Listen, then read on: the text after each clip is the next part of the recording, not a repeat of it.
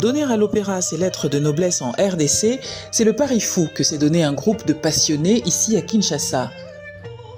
Le temps d'une soirée, ils ont investi l'hôtel Pullman pour partager avec le public le fruit de mois de préparation.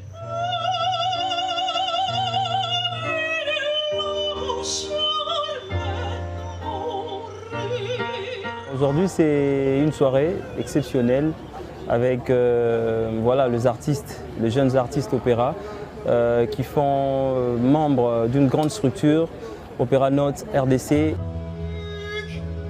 Je suis entrée dans l'opéra par passion. À chaque fois qu'il y avait spectacle d'opéra, je partais toujours assister dans le centre culturel. Et c'est après que l'une des chanteuses me dira que tu peux aussi chanter l'opéra. Et pour moi, faire l'opéra, c'est d'abord, premièrement, un défi. Avant, je me disais que c'était carrément impossible, voire même irréalisable pour une noire de faire de l'opéra. Juriste de formation, Dorcas Nende est fonctionnaire. Elle est aussi la secrétaire générale de l'association Opéra Notes RDC et aspirante cantatrice.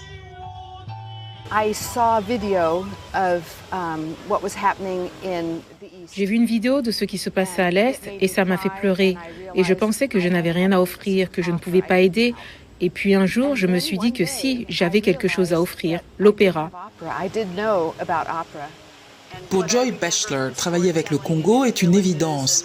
Elle nous confie avoir grandi dans le Bas-Congo et à Kinshasa à la fin des années 60, emmenée par son père chirurgien. Et le lien entre l'opéra et la RDC s'est imposé comme une évidence pour elle.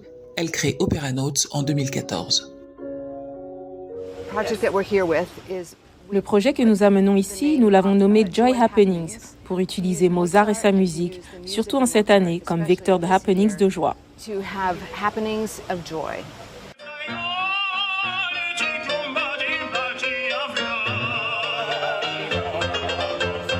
En RDC, seul l'Institut national des arts propose des cours d'opéra en option. Les nouvelles technologies sont donc un allié indispensable. Il faut toujours prévoir plus que l'heure habituelle pour les cours de chant. Mais ce qui est formidable est cette possibilité d'échange immédiat. Vous avez compris?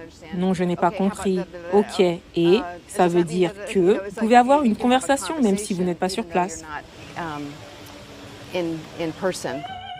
La RDC n'est pas considérée comme une terre d'opéra et créer une génération de chanteurs va prendre du temps. Mais la mobilisation des opéranautes est forte et commence timidement, mais sûrement, à rencontrer son public. J'ai plutôt une très bonne impression. J'étais moi-même agréablement surpris. L'opéra à Kinshasa avec des Congolais, c'est une première fois pour moi et j'ai vraiment adoré.